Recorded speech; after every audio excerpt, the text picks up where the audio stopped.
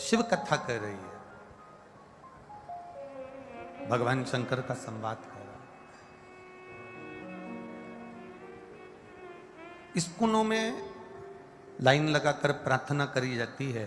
उस प्रार्थना का कारण केवल एक होता है कि जितने भी एक साथ बैठकर एक साथ खड़े रहकर हम जब प्रार्थना करते हैं तो उस प्रार्थना का फल जहां पर प्रार्थना होती है उस स्थान पर जितने लोग रहते हैं उन सभी को उस प्रार्थना का फल अवश्य प्राप्त होता है। तो शिव महापुराण भी कथा यही कहती है कि जब आप लाखों की संख्या में आते हैं, आस्था चैनल के माध्यम से श्रवण करते हैं या फेसबुक यूट्यूब के माध्यम से कथा श्रवण करते हैं और एक साथ मिलकर जब पंचाक्षर मंत्र, षडाक्षर मंत्र, द्वादशाक्षर मंत्र, राम नाम कृष्ण नाम का उच्चारण करते हैं तो उसका फल संपूर्ण ब्रह्मांड को अवश्य प्राप्त होता है। वो संपूर्ण ब्रह्मांड में अवश्य मिलता है। इसलिए बोल बम का नारा है, बाबा एक सहारा। हमारी पहचान हमारा स्वरूप नहीं है, हमारी पहचान हमारा चेहरा नहीं, हमारी पहचान हमारी वाणी है। हम किस वाणी से किस तरह से किसको रिझा रहे हैं, हम अपनी वाणी के द्वारा भगवान का कितना भजन कर रहे हैं, हम वाणी के द्वारा कितना भगवत नाम का कीर्तन कर रहे हैं, हम वाणी के द्वारा कितना भगवत स्मरण कर रहे हैं, ये हमारी पहचान हमारी वाणी कहलाती है।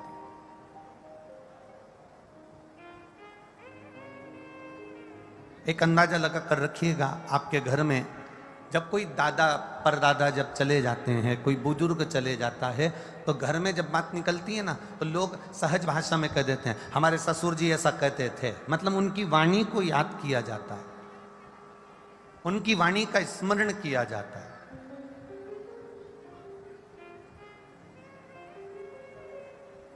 हमारी सास ऐसा कहती थी, उनकी वाणी का स्मरण किया जाता है।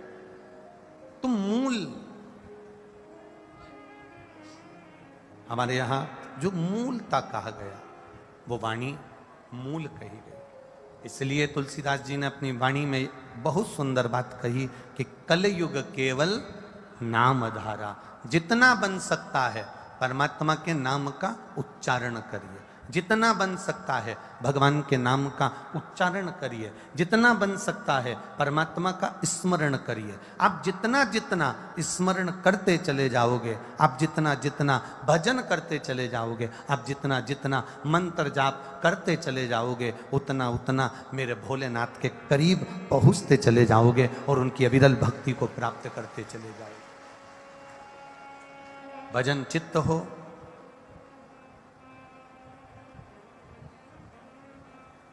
बड़ी मुश्किल से यह मानव की देह मिलती है और अगर मिली है ये मानव की देह तो उसका सदुपयोग हो।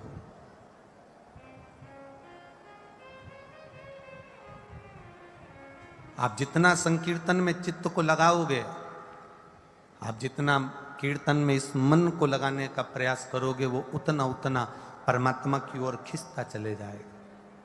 एक बात आप लोगों को पहले कथा में कही थी, स्मरण में होगी। चुंबक रस्सी से बांधकर नदी में फेंकी जाती है, गंगा जी में, यमुना जी में, सरयू जी में उसको घुमाया जाता है। और चुंबक को नदी में जब डाला जाता है, नदी में डालने पर वो चुंबक जब घूमती है, घूमने के बाद जो चुंबक में चिपकने वाले जो कण होते हैं, चुंबकीय जो कण होते हैं, वो चुंबक में चिपक जाते हैं।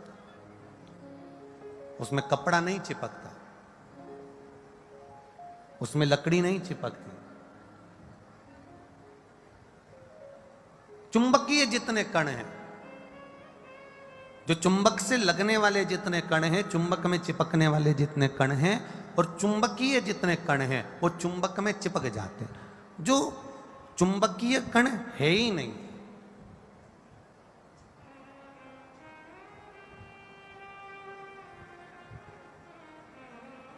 जो चुंबकीय कण है ही नहीं। कपड़े में चुंबकीय कण नहीं है तो वो चिपकता नहीं है, लकड़ी में चुंबकीय कण नहीं है तो वो चिपकता नहीं है, प्लास्टिक में चुंबकीय कण नहीं है तो वो चिपकता नहीं है। कोई कितना ही प्रयास करे कि चुंबक में कपड़ा चिपक जाए, नहीं चिपकेगा, कागज चिपक जाए नहीं चिपकेगा, प्लास्टिक चिपक जाए नहीं चिपकेगा, उसमें लकड़ी चिपक जाए नहीं चिपकेगी, पर चुंबक में जिस चीज में चुंबकीय गुण होगा वो खींच लेगी। उसी तरह शिव महापुराण की कथा हो, भागवत कथा हो, राम कथा हो, आपके अलवर में जितनी कथा होती है, कथा में वही पहुंच पाता है जिसमें शंकर का चुंबकीय गुण होता है और वो खिंचकर यहां तक पहुंच जाए। खिंचकर वही बुला सकता। आप कितना भी प्रयास कर लो, तुम सोचो कि मैं पूरे अब अलवर में कितने लोग होंगे, ढेर बड़े पड़े होंगे, कितना कितना लोग अलवर में होगा, पर सब क्या अलवर के लोग कथा में पहुंच सकते हैं क्या? नहीं। बाबा उसी को बुलाता है जो बाबा का स्नेही होता। चुंबकीय तत्व अपने भीतर हो, जिसके अंदर शिव की भक्ति होगी, जिसके अंदर शंकर की भक्ति होगी, जिसके अंदर शिव नाम का उच्चारण होगा, जिसके अंदर शंकर के नाम का उच्चारण होगा, जिसके अंदर भगवत भजन का उच्चारण होगा, वो अपने आप खिंचकर परमात्मा की भक्ति की ओर चला जाए। क्योंकि शिव तत्व है ही ऐसा। आप एक प्रैक्टिकल करके देखिएगा अपने जीवन में। जो एक बार शंकर के मंदिर में जाना चालू कर देता, एक प्रैक्टिकल करना अपनी जिंदगी में। जितने लोग कथा सुन रहे हो, वैसे तो आप लोग मंदिर जाते हो, पर एक प्रैक्टिकल करिएगा। जितने लोग शिव के मंदिर जो नया नया जाता है, पहली बार जाता है या दूसरी बार जाता है, जो शंकर के मंदिर में पहुंचता है, वो एक बार शंकर जी के मंदिर में जाना चालू कर दे, शिव जी को एक लोटा जल चढ़ाना प्रारंभ कर दे, शंकर जी के मंदिर में झाड़ू पोछा करना प्रारंभ कर दे, शिव जी के मंदिर में सफाई करना प्रारंभ कर दे, शंकर जी का श्रृंगार करना प्रारंभ कर दे। जो एक बार शंकर भगवान की सेवा में एक दिन गया, एक बार लग गया, फिर मेरा भोलेनाथ उसको जिंदगी भर नहीं छोड़ता, पकड़कर अपना बनाकर रखता। मेरा शिव उसको अपने पास रखे, मेरा ओघड़दानी अपने नजदीक में रखता।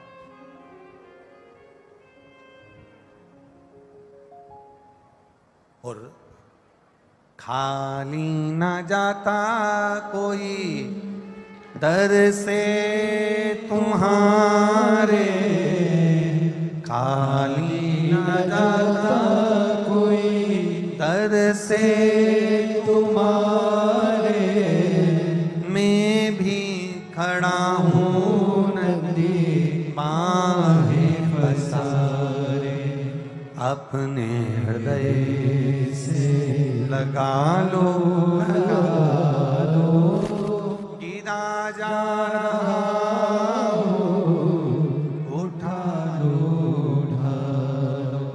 भोले अपने दर से अब तो न टालो, गिरा जा रहा हूँ उठा लो। जितनी शिव की भक्ति आपके भीतर बढ़ती चली जाएगी, भगवान भोलेनाथ जी की भक्ति आपके भीतर समाती चली जाएगी, उतना उतना आप शिव के होते चले जाएंगे, भगवान ओघड़दानी के होते चले जाएंगे। सती मैया ने जिद करी, जिद कर कर अपने पिता के घर चली गई। पिता के घर जाने पर सबका स्थान देखा, पर मेरे महादेव का स्थान नहीं देखा, मेरे शिव जी का कोई स्थान नहीं।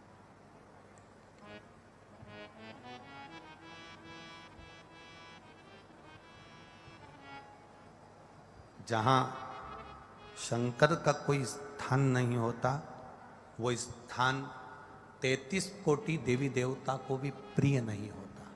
बहुत ध्यान देना इस प्रसंग पर, तुम्हारा ध्यान रखना इस बात को। जहां शिव का स्थान नहीं है, वहां 33 कोटि देवी देवता का कोई स्थान नहीं।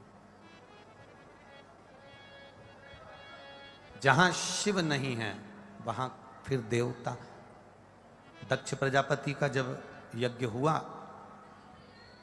दक्ष प्रजापति ने जब यज्ञ करा, उस यज्ञ में इंद्रदेव को बुलाया गया, वायुदेव को बुलाया गया, वरुण देव, गरुण देव, नारायण, ब्रह्मा, सभी देवी देवताओं को वहां पर बुलाया गया, सबको बुलाया। आज सावन की शिवरात्रि है, थोड़ा सा ध्यान रखकर कथा सुनिएगा। सबको निमंत्रण दिया गया, सबको बुलाया।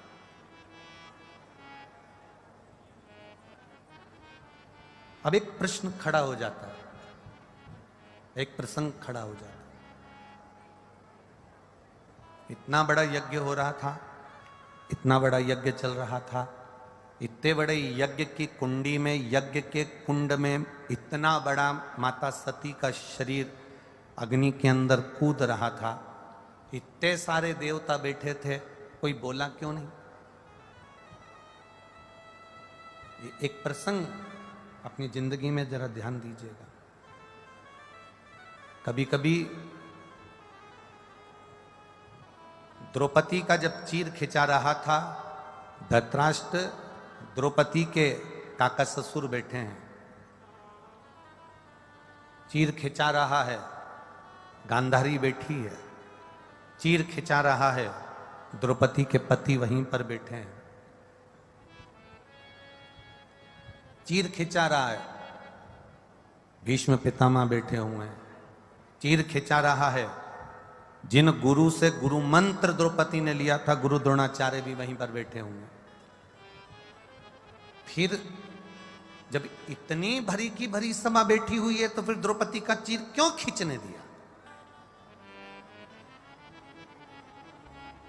कभी कभी बहुत भारी प्रसंगों में, ये हमारा जो विद्वत जन है, ये भी भारी प्रसंगों में कभी कभी उलझ जाता है कि इतना इतना सभा बैठी।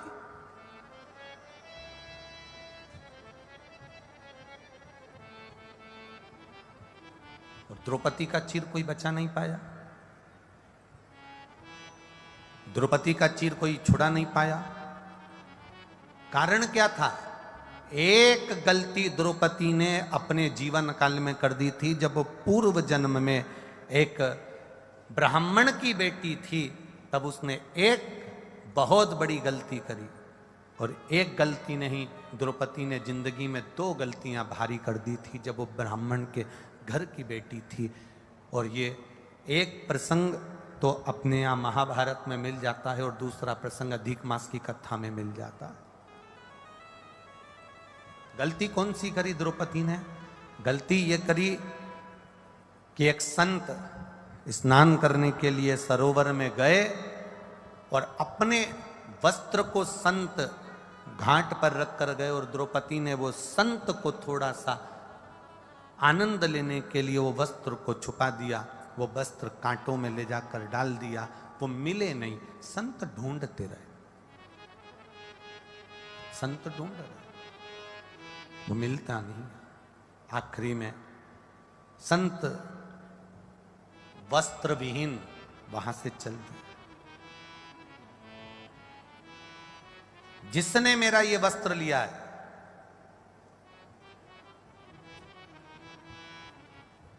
आज संसार में मेरी उपहास हुई है, उसका भी वस्त्र लिया जाएगा और उसकी भी संसार में उपहास हो।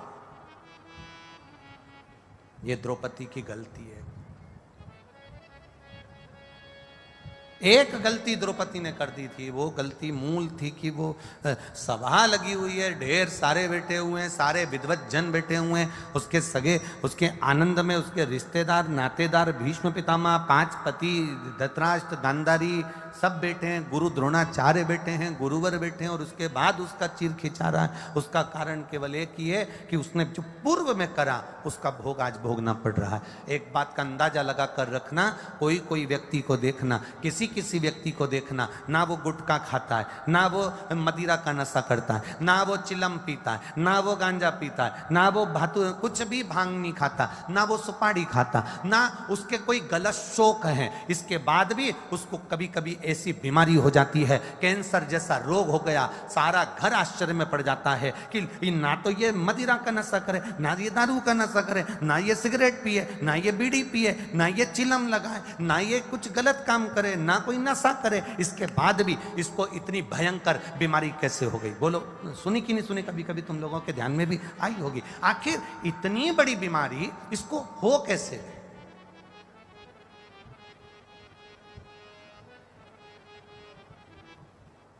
ना तो इसने मदिरा का नशा करा, ना इसने कोई चिलम लगाई, ना इसने कोई गलत काम किया, फिर इतनी बड़ी बीमारी कैसे हो गई? ना सुपारी खाए, ना गुटखा खाए, ना तंबाकू खाए। कारण क्या? तो शिव महापुराण की कथा कहती है, ये आज के कर्म का भोग नहीं है महाराज, आज के कर्म का भोग नहीं, ये हमारे पूर्व में जो हम कुछ कर कर आए होंगे उसके कर्म के अनुसार आज हम इस मृत्यु लोक में आकर अपने फल को भोग रहे हैं, और जिसके कारण हमें ये शरीर का दंड, शरीर का कष्ट प्राप्त हो रहा है। शरीर का कष्ट। अच्छा भोजन मिल रहा है, आप देवादिदेव महादेव को धन्यवाद देना कि आपको अच्छा भोजन प्राप्त हो रहा है, ये पूर्व का कर हुआ कुछ पुण्य होगा। कथा में बैठे हो, शंकर भगवान की सावन का महीना, शिवरात्रि का दिन, और भगवान शिव की कथा में बैठकर कथा का रसपान कर रहे हो, भगवान को धन्यवाद देना, यह कोई पूर्व का पुण्य होगा जो आज हम यहां बैठकर कथा का रस तत्व ग्रहण कर रहे हैं। कहीं किसी संत, साधु, गुरुजन, तपस्वी जन, ब्राह्मण जन, कोई दरिद्र, कोई भूखे व्यक्ति को, कोई प्यासे व्यक्ति को पानी पिला दिया, भूखे को भोजन करा दिया, किसी का मुख झूठा करा दिया। जिस दिन तुम अपने घर से थोड़ा सा सामान बनाकर ले जाकर किसी के मुख को झूठा करा दो, उस दिन तुम भगवान को धन्यवाद देना कि आज तूने मुझे इस लायक बना दिया कि मैं किसी का मुख झूठा करा रही हूँ, तूने मुझे इस लायक बना दिया कि मैं भूखे को भोजन करा रही हूँ, तूने मुझे इस लायक बना दिया कि मैं प्यासे को पानी पिला रही हूँ। ये तेरी कृपा है।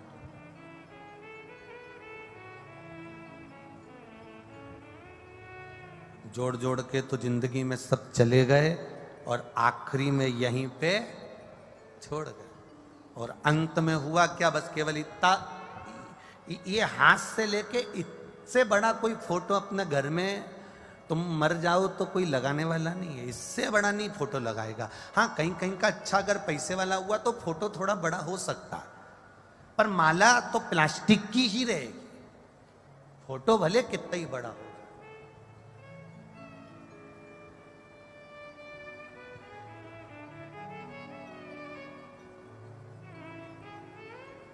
परसों की कथा में आपको एक बात कही थी, परसों की कथा में आपको कहा था कि ये 500 का रुपया मान लो, इसको तुम्हें ऊपर तक लेकर जाना है।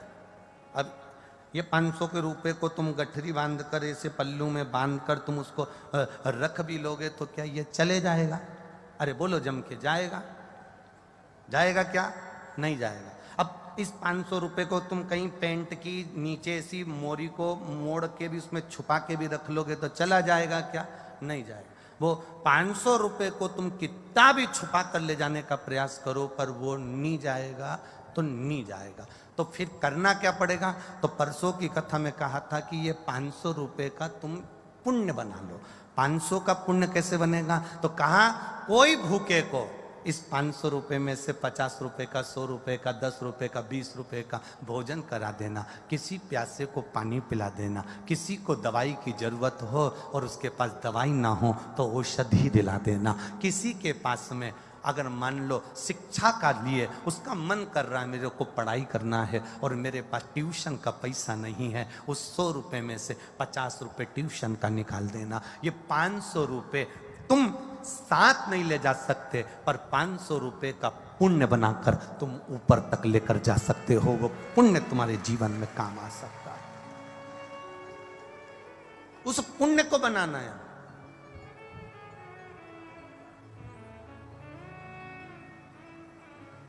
और पुण्य बनाना कोई साधारण बात नहीं है महाराज, बहुत कठिन विषय, बहुत कठिन विषय।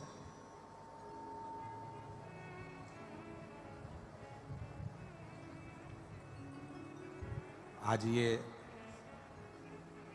प्रमोद विजयवर्गीय जी, कपिल जी शर्मा, अरविंद जी खंडेलवाल, सत्यनारायण जी खंडेलवाल, श्याम खंडेलवाल, दिनेश खंडेलवाल ये कथा करा रहे हैं। तो हम इनसे इतना ही कहेंगे, भले तुमने दुकान पर बैठकर कमाया हो, जमीन जायदाद से कमाया, जो बाबा की कृपा से तुमने मेहनत कर कर कमाया हो, पर अपनी कमाई का तुमने ये सावन के महीने में शिव पुराण की कथा करवाकर संपूर्ण इतने भक्तों को कहीं ना कहीं किसी न किसी रूप में कथा सुनवाकर जो पुण्य कमाया है, वो पुण्य तुम्हारा साधारण नहीं होगा, वो पुण्य तुम्हारा प्रबल होगा। और आप जितने भी लोग, जितने भी भक्त यहाँ शिव महापुराण की कथा में पहुंचे हैं, ये आपका पुण्य प्रबल हुआ है। पुण्य।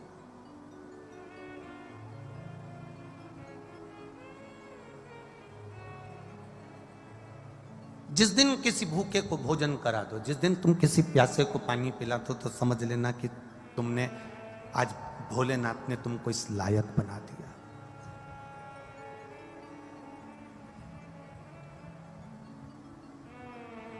हमारे सनातन धर्म में, हमारे हिंदू धर्म में एक बहुत पुरानी पद्धति है, बहुत पुरानी पद्धति, सब जानते हो।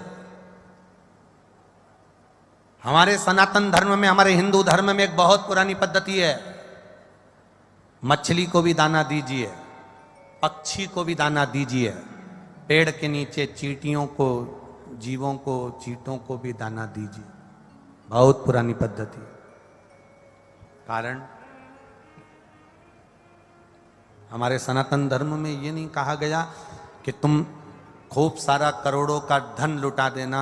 हमारे सनातन धर्म में कहा गया तुम्हारे पास में अगर इतना सा चुटकी भर के आटा है, शक्कर है, गुड़ है, तो उसको भी तुम पेड़ के नीचे अगर डाल दोगे और चींटियां अगर इकट्ठी होके खा लेगी, तो समझ लेना कि तुमने बहुत बड़ा भंडारा कर दिया और किसी जीव का पेट भर दिया।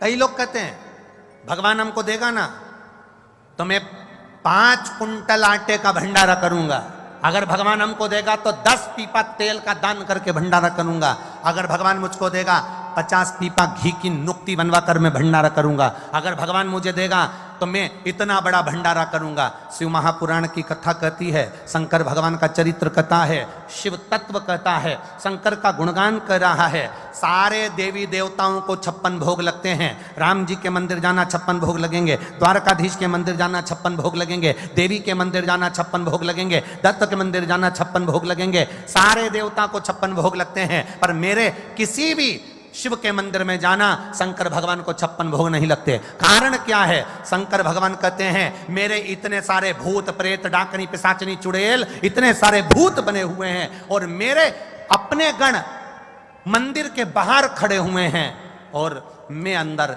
56 भोग खाऊं, अकेला खाकर संतुष्ट हो जाऊं, मुझे 56 भोग नहीं पाना। जो बाहर खड़े हैं इनको कुछ खिला देना, मुंह झूठा करा देना, 56 भोग हो गया। अर्थात इनको तुमने एक गिलास पानी पिलाया, एक अन्न का निवाला खिलाया, एक जरा सा एक बिस्कुट का टुकड़ा भी तुमने इसको खिलाया है, तो वो भगवान भोलेनाथ को 56 भोग के बराबर है। मेरे शिव को नहीं चाहिए 56 भोग।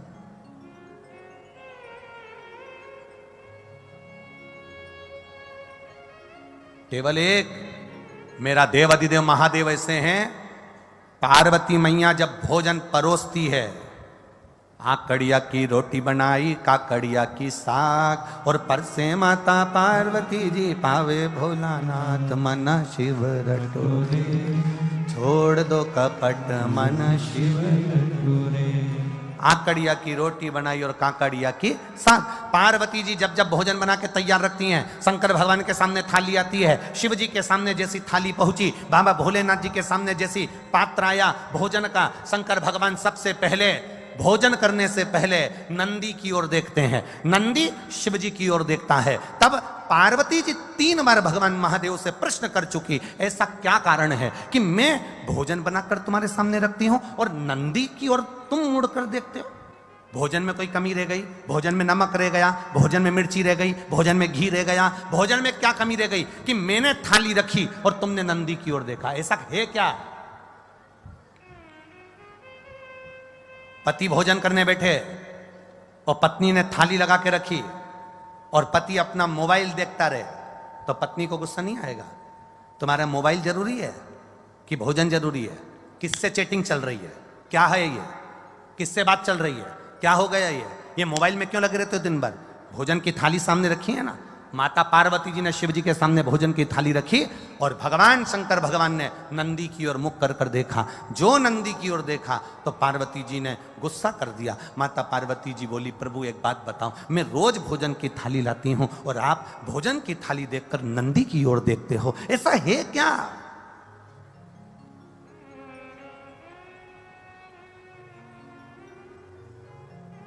भोजन करते समय आप नंदी की ओर क्यों देखते हो? क्या मेरे भोजन में कोई कमी है? क्या मेरे बनाने में कोई कमी है? क्या मैंने जो भोजन बनाया वो श्रेष्ठ नहीं बनाया? इसमें क्या कमी रह गई? इसमें क्या कमी है? पार्वती मैया के 3 प्रश्न हैं भोजन करते हुए देवादिदेव महादेव से। 3 प्रश्न, लिंग पुराण के, स्कंद पुराण के, कुर्म पुराण के और ब्रह्म विवर्त पुराण के। ये 3 प्रश्न भारी हैं और प्रत्येक नारी के जीवन के ये 3 प्रश्न बड़े भारी होते हैं।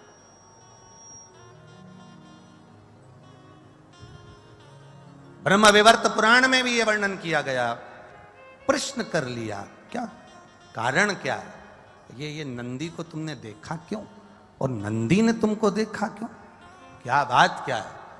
शंकर भगवान उस समय पर मौन होकर, मेरा देवादिदेव महादेव त्रिकालदर्शी कालाधिपति मेरा विश्वनाथ, मुस्कुरा दिया। बस हंसे प्रभु, बोले कुछ नहीं।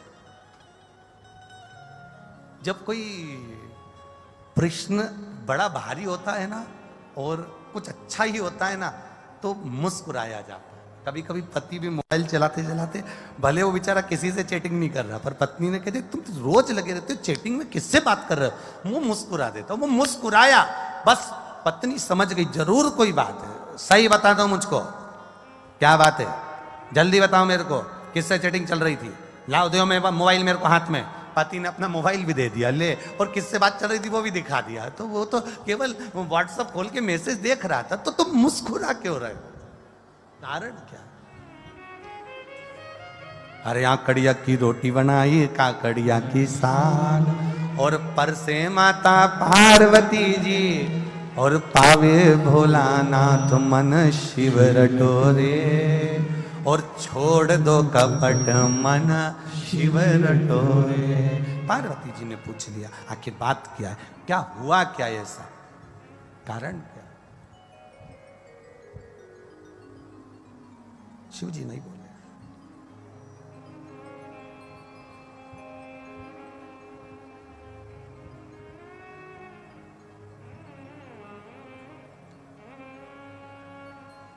शिव जी नहीं बोले। थोड़ी देर बाद मां जगत जननी जल का पात्र लेकर आई।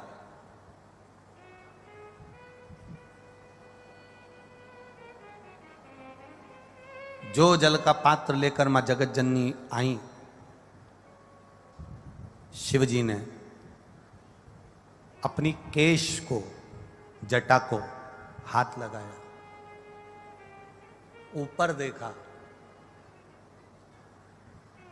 शंकर जी का एक चित्र, एक फोटो आपने देखा होगा जिसमें शिव जी ऊपर देख रहा है, दोनों हाथ ऊपर। किसी ने दर्शन करें कभी? शिव जी के एक फोटो का दर्शन करना, अगर ना करें हो तो कभी गूगल पर, नेट पर, चित्र में शिव के जटा ऊपर गंगा और शंकर के नेत्र ऊपर दर्शन कर रहे।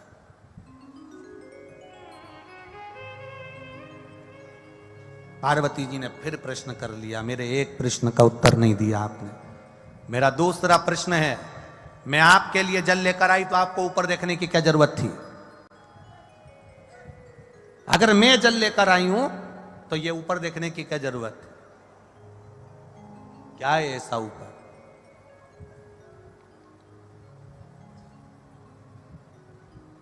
ऐसा है क्या?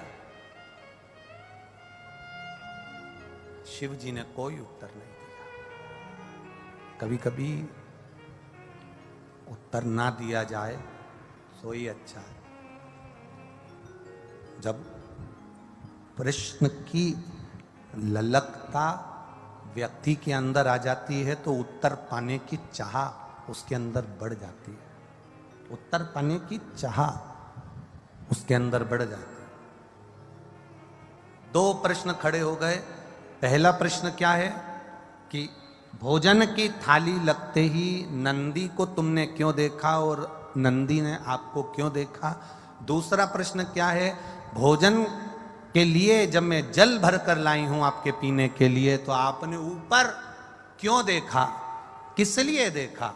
और महाराज तीसरा प्रश्न, जब भोलेनाथ भोजन की थाली पे से उठ गए, जल पान कर कर उठ गए, जब मेरे शंकर भगवान जल पीकर भोजन की थाली पर से उठकर जब चले और बाहर जाकर केवल खड़े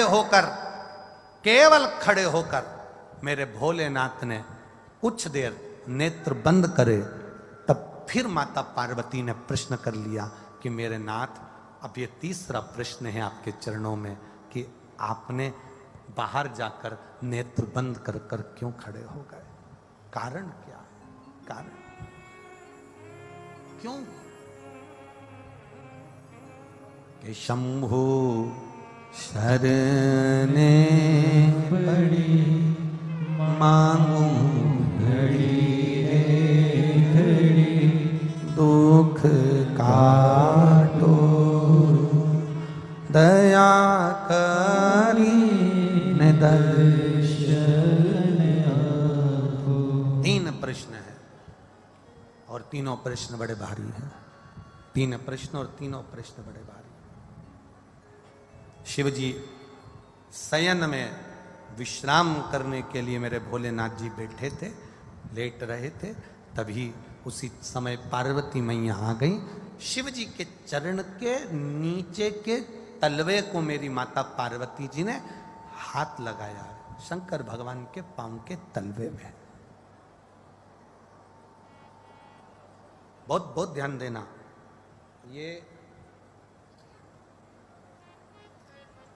ये शिवलिंग जलाधारी, ये जो चरण पे से जल नीचे गिर रहा है वो स्थान, बहुत बहुत ध्यान देना थोड़ा सा हो। ये शिवलिंग जलाधारी, यहां से जल अशोक सुंदरी के पास में से नीचे की ओर गिर रहा, ठीक है। बेलपत्र नहीं है आपके पास चढ़ाने के लिए, मत चढ़ाओ। जल नहीं है चढ़ाने के लिए, मत चढ़ाओ। अक्षत नहीं है चढ़ाने के लिए, मत चढ़ाओ। पुष्प नहीं है शिव जी को चढ़ाने के लिए, मत चढ़ाओ। शमी पत्र नहीं है, मत चढ़ाओ। पर किसी शिवालय में, किसी शंकर के मंदिर में अगर तुम गए हो, तुम्हारे पास में कुछ भी नहीं है, जो भी भगवान का दर्शन तुमने किया है, तो यहां से जो पानी नीचे गिरता है, उस गिरने वाले स्थान पर मात्र अपने हाथ का 3 बार स्पर्श कर कर बाबा से दिल की बात कहकर आ जाओ, तो मन की मुराद बाबा पूर्ण कर देता है। वो सहज प्रसंग है। माने मेरी माता पार्वती जी ने शिव जी के चरण के नीचे के तलवे को मेरी माता ने स्पर्श किया है। आज बाबा बैठे हुए और माता ने चरण के तलवे को स्पर्श किया, स्पर्श स्पर्श किया। बस अब पार्वती जी ने प्रश्न नहीं किया। 3 प्रश्न माता पार्वती जी कर चुकी थी, अब दूसरी बार माता पार्वती जी ने शंकर जी से कोई प्रश्न नहीं किया। मेरा धर्म पत्नियों से निवेदन है, तुम्हारे पति से तुमने एक प्रश्न किया और उसका उत्तर अगर वो नहीं दे रहे हैं तो तुम मौन हो जाओ, चुप हो जाओ, पीछा मत पकड़ना। पर तुम्हारी आदत इतनी विचित्र है, जब तक उस बात के पीछे तुम्हारी लड़ाई नहीं हो जाए तब तक तुम वो बात कभी खत्म करती ही नहीं। उसके पीछे जब तक विवाद ना हो जाए तब तक वो बात खत्म नहीं होती। पर शिव महापुराण अपने चरित्र का वर्णन करते हुए कह रही है, शिव तत्व का चरित्र का वर्णन करते हुए कह रही है कि जब एक बात का प्रश्न, एक प्रश्न तुमने किया और तुम्हारे पति ने उत्तर नहीं दिया, तो हो सकता है वो उत्तर बाद में दे, हो सकता है उस उत्तर के लिए तुम ठीक नहीं हो सकता है उत्तर के लिए वो समय ठीक नहीं है, हो सकता है उत्तर के लिए वो स्थान ठीक ना हो सकता है वो उत्तर तुम्हारे लिए ना हो, इसलिए उसने नहीं दिया। पर आपसे निवेदन है, आप पीछा पकड़कर मत बैठो।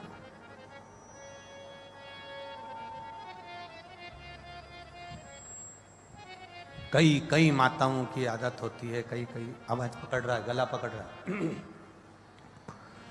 कई माताओं की आदत रहती है, पीछे के गए हुए लोगों को ज्यादा उखाड़ते हैं, पीछे का जो समय चले गया ना उसको उखाड़ते हैं। वो तो मैं उस दिन से जानती हूं जिस दिन से शादी करके आई हूं ना, 3 दिन नहीं हुए थे और तुम्हारी बहन ने मेरे साथ जो जो करा है ना, मैं सब मालूम है मेरे को। अब जब लड़ाई होती है तब वो 3 दिन, उसके पूरे 70 साल की हो गई पर वो 3 दिन